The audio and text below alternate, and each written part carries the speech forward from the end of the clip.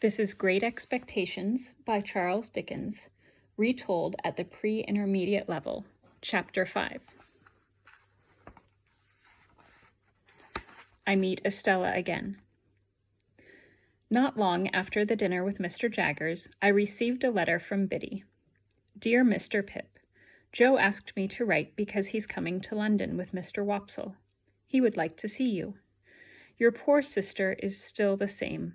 We talk about you in the kitchen every night. We talk about what you are doing.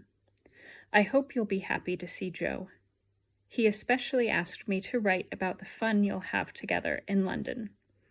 He's arriving on Tuesday and will come to Barnard's Inn to see you. Best wishes, Biddy.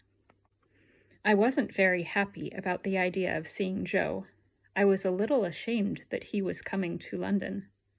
I was pleased that he was coming to Barnard's Inn and not to Mr. Pocket's house. I didn't want Drummle to meet him. I tidied my rooms and ordered a fine breakfast for the next day. He arrived on time, and I heard him come up the stairs. It was strange to see him in London, and we were both a little uncomfortable. Joe talked to me like a stranger. I wasn't his boy anymore. I was a gentleman. After a difficult and silent breakfast, I invited him to see London, then come back to my rooms for dinner. He thanked me for the invitation, but said no. He felt strange, too. Before he left, he gave me a message from Miss Havisham. She wants to see you, Pip, sir. When, Joe? Why? And please don't call me sir. She wants to see you tomorrow, sir. Estella's back at the house and wants to see you. I'm sorry our meeting today was so uncomfortable, Pip, but when you come back and stay at the forge, it'll be like old times again. The next afternoon, I went to the coach stop with Herbert. I felt sad about my day with Joe yesterday. The next afternoon, I went to the coach stop with Herbert. I felt sad about my day with Joe yesterday. I was sad, too, because I knew I didn't want to stay at the forge. Instead, I decided to stay at the Blue Boar. I hope Joe understands, I thought, but I knew it wasn't kind. I knew I was hurting Joe. I felt ashamed of myself. Coaches often carried convicts down to the transport ships. The convicts sat on top or behind the coach, on the outside. Herbert told me that 2 convicts were on my coach. I looked over and saw 2 men in those gray clothes and with chains on their legs. Then suddenly I realized that I knew one of the men. He was the same man from the 3 Jolly Bargemen, the one with the 2 pounds.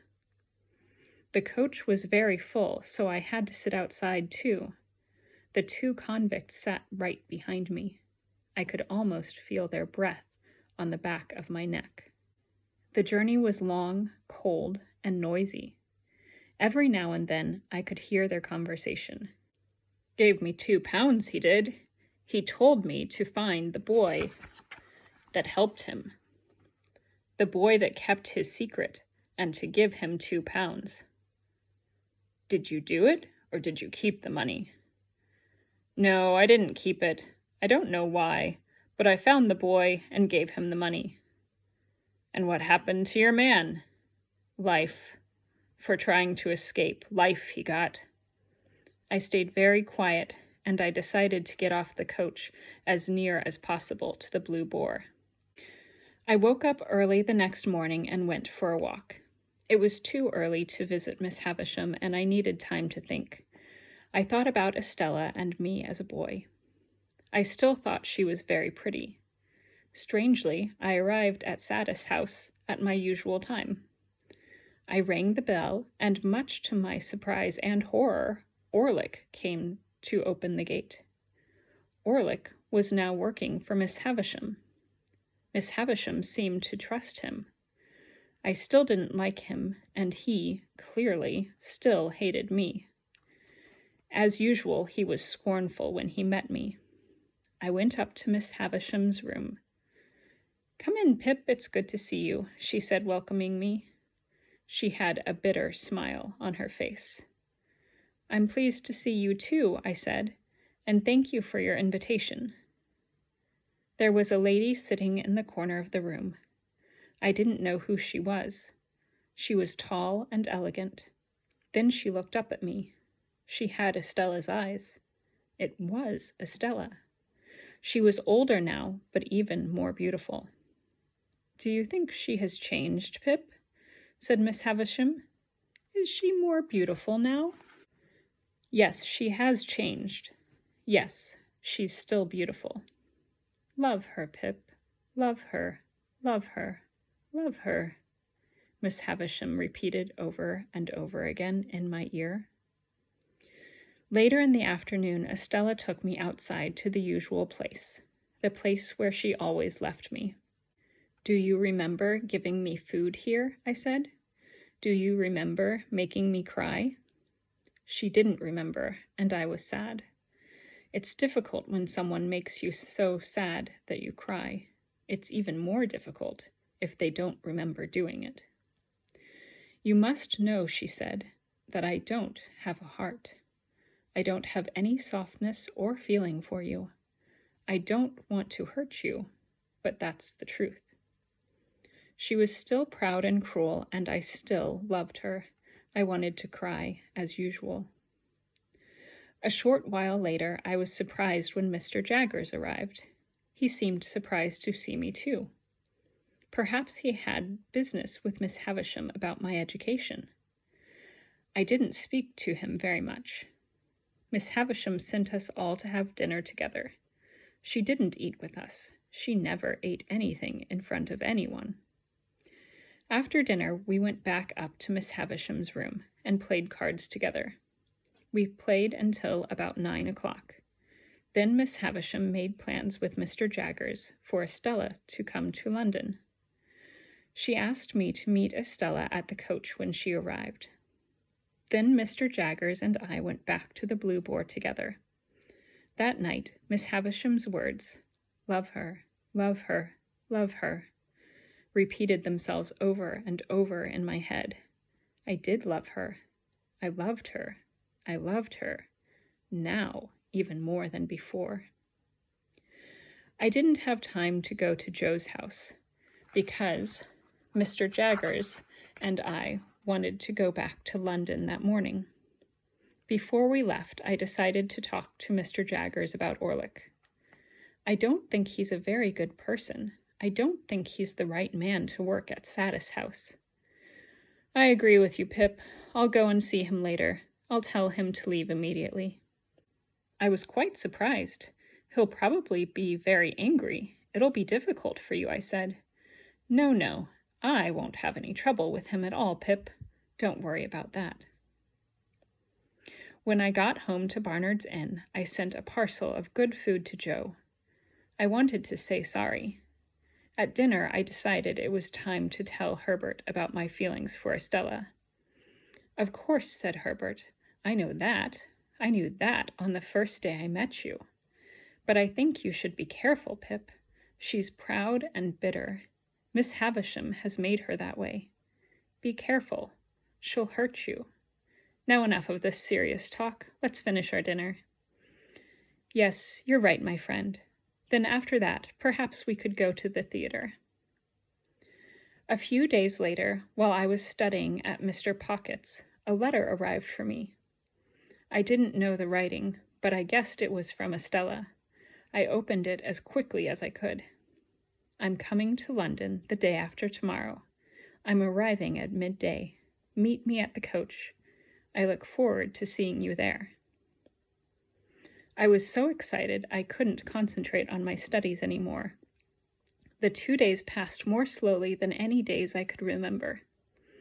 When the day finally arrived, I woke up early and went off to the coach stop.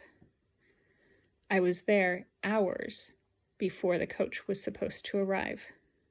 Eventually, midday came and the coach arrived. Estella looked more beautiful than ever in her warm traveling clothes. I helped her out of the coach. She behaved more kindly towards me than before. I need a cab to take me to Richmond. Miss Havisham wants you to come with me. We'll have to wait a little for a cab to arrive. Would you like some tea while you're waiting? Yes, that would be very nice. What are you going to do at Richmond? I asked. Miss Havisham's paying a lot of money to an important lady there. I'm going to stay with her. She's going to introduce me to some important people. The cab arrived. I kissed her on the hand and helped her in. Do you remember when you kissed me on my cheek? She said. You can kiss me again if you like. She turned her cheek towards me, and I gently kissed it. She was playing with my feelings again. I couldn't stop her. I couldn't stop my feelings. I helped her into the cab, and we went to Richmond.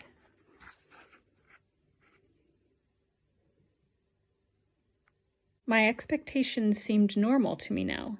I pretended to be happy. I was lying to myself. Yes, I had money, and yes, I had an education.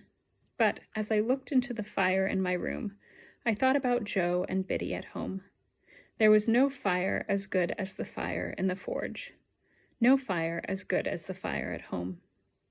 I didn't want to know Miss Havisham any more. I didn't want her help. Startup was a member of a dining club. It was called the Finches of the Grove. He invited us to be members too. It seemed a good thing to do, and it was fashionable. The members of the club met every 2 weeks for an expensive dinner. We talked, played cards, and argued with each other all the time. The horrible Bentley Drummle was also a member of the club. He walked about as if he owned the place. He was very self-important. I was spending a lot on good living, and, unfortunately, so was Herbert. I was sorry because I knew that my expensive lifestyle was a problem for him.